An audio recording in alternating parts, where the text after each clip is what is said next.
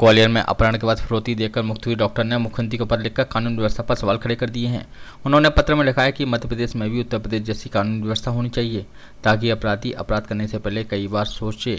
दरअसल ग्वालियर के डॉक्टर प्रमोद पहाड़िया का अपहरण 20 जुलाई को बदमाशों ने किया था, जिसके बाद बदमाशों ने एक साथी ने उनके पिता से 4 लाख रुपए की रकम वसूलने के बाद उन्हें अपने चंगुल से मुक्त किया था। मुक्त होने के बाद डॉक्टर प्रमोद पहाड़िया ने 34 थाने में शिकायत दर्ज कराई थी, जिसके बाद पुलिस ने तत्परता से कार्रवाई करते हुए बदमाशों को धर दबोचा था और उनके पास से नकदी सहित कुछ सामान बरामद किया था। लेकिन अब तक डॉक्टर प्रमोद के जहन से वह मंजर नहीं उतरा है और अपना और अपने परिवार को लेकर डर बना हुआ है, जिसको लेकर डॉक्टर प्रमोद पहाड़िया ने मुख्यमंत्री शिवराज सिंह चौहान को पत्र लिखकर कानून व्यवस्था पर सवाल खड़े कर दिए हैं।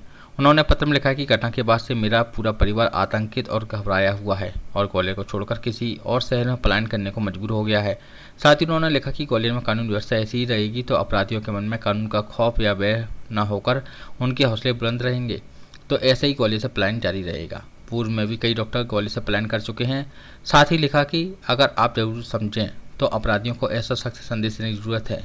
साथ ही पत्रकारों से चर्चा में कहा कि कानूनी व्यवस्था उत्तर प्रदेश जैसी होना चाहिए जहां अपराधी अपराध करने से पहले कई बार सोचे। वहीं इस संबंध में वरिष्ठ पुलिस अधीक्षक का कहना है कि मामला उनकी जानकारी में नहीं है, उनसे व्यक्तिगत बात होती है। जो उनको सुरक्षा के लिए चाहिए वैसे भी उपलब्ध कराई गई है। जो आरोपी थे उन्हें पूर्व में सभी को गिरफ्तार कर लिया गया है, लेकिन अगर कोई परेशानी है तो उनकी और उनके परिवार की सुरक्षा के लिए सभी चीज़ उपलब्ध कराई जाएंगी। ग्वालियर शहर की कानून व्यवस्था बहुत ही दयनीय है। दयनीय कैसे कि मतलब दिन दहाड़े मतलब अपहरण कर लेते हैं, किसी का मर्डर कर देते हैं और खौफ नहीं है बदमाशों में। खौफ तो होना चाहिए ना। जैसे यूपी में कैसे चल रहा है, यूपी में कानून व्यवस्था आप देखो क्या है। वहाँ पे बड़े बड़े अपराधी सरेंडर कर दिए अपने आप को उन्होंने, और 10 बार सोचते हैं वो कोई भी अपराध करने से पहले। ग्वालियर में ऐसा नहीं है, वो सबको पता है ये चीज़। राजनेता हों चाहे अधिकारी हों चाहे ब्यूरोक्रेट्स हों चाहे कोई भी, सबको पता है ये चीज़। बस काम चल रहा है पूरा सब। आपने कोई पत्र लिखा है, किसको लिखा है? हाँ, हमने जो एक पर्सनल जो हमारे परिवार की जो व्यथा है वो हमने व्यक्त की है पत्र के द्वारा। वो हमने मुख्यमंत्री माननीय श्री शिवराज सिंह चौहान जी को, डीजीपी को और अपने जो हमारे केंद्रीय मंत्री सिंधिया जी को, उनको लिखा है। और हमारे मुख्य न्यायाधीश जो न्याय व्यवस्था में जो मुख्य न्यायाधीश हाई कोर्ट के, उनको लिखा है, क्योंकि न्याय व्यवस्था की भी काफ़ी महत्वपूर्ण भूमिका बनती है इसमें कि क्राइम को कंट्रोल करने के लिए। और क्या कहा है आपने? गृह मंत्री को भी लिखा है हमने। हमने ये लिखा है कि मैंने तो अपना जो जैसे मेरा 3 बजे अपहरण हुआ और गन पॉइंट पर रख के मेरे गाड़ी में, खुद ही मेरी गाड़ी में उन्होंने मेरे को किडनैप किया और फिरौती मांगने लगे पैसे की, और फिर 40 लाख से शुरू किया उन्होंने। मैंने कहा मेरे पास बिल्कुल पैसे नहीं है, मेरे को तुरंत ख़त्म करिए।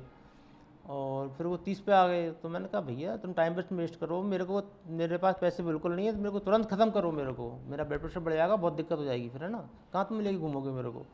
तो फिर थकार के उन्होंने बोला कि अच्छा आप कितना अरेंजमेंट कर पाओगे क्या। तो मैंने कहा ठीक है, बात करता हूँ पापा से, अपनी वाइफ से, जितने अर्जेंट में जितना पैसे अरेंजमेंट हो जाएगा तो वो मिल जाएगा पैसा, और क्या है जितना पड़ा होगा। तो उन्होंने मतलब करीब 4 लाख व्यवस्था घर से करवाई, और घर में एक उनका लड़का आके घर में से पैसे ले गया 4 लाख रुपए। और एक 24,000 रुपये फ़ोनपे पे था, वो किसी दुकान के थ्रू उसने कैश करवाए फ़ोनपे से, और बाकी कुछ जेब में पड़े थे मेरे, वो याद नहीं है कितने, 15-20 हज़ार रुपये कुछ होंगे। हाँ, तो इसी में मैंने पत्र में ये लिखा है कि मैंने रात को 9 बजे FIR दर्ज करवाई, रात को 9 बजे, क्योंकि मैं तो निडर था। मैंने कहा कि आपराधिक तत्वों को हमको तो सहन नहीं करना। दूसरा, हम सोशल वर्क भी करते हैं, तो ये भी एक प्रकार से अपने आप में सोशल वर्क है, समाज सेवा है कि क्राइम को सहन ना किया जाए।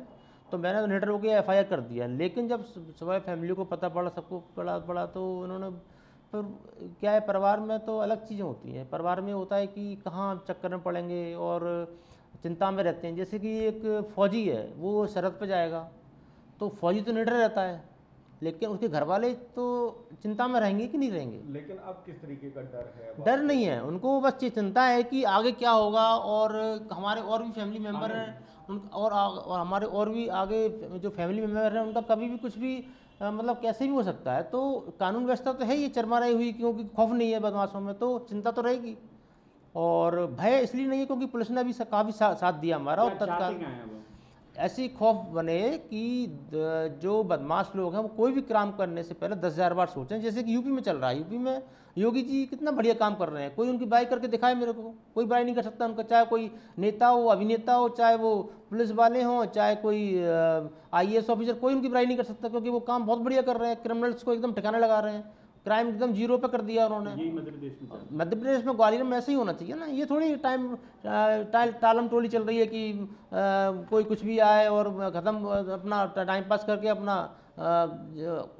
खौफ ऐसा होना चाहिए बदमाशों में कि वो करने से 10,000 पहले सोचें, है। ठीक। ना कि उसको सहन करें। सीएम साहब को पत्र लिखा है डॉक्टर जिनका अपहरण हुआ था, क्या? अब ये हमारी जानकारी में नहीं, क्योंकि व्यक्तिगत तौर पे उनसे बात होती है, और जो उनको सुरक्षा के लिए सारी चीज़ें चाहिए वो की गई हैं। जो आरोपी थे वो सारे लोग गिरफ्तार हैं। कुछ शायद कोई बात रही होगी, उनसे बात करेंगे और उनको सुरक्षा जो है उनको पूरी प्रोवाइड कराई जाएगी, उनको, उनके परिवार।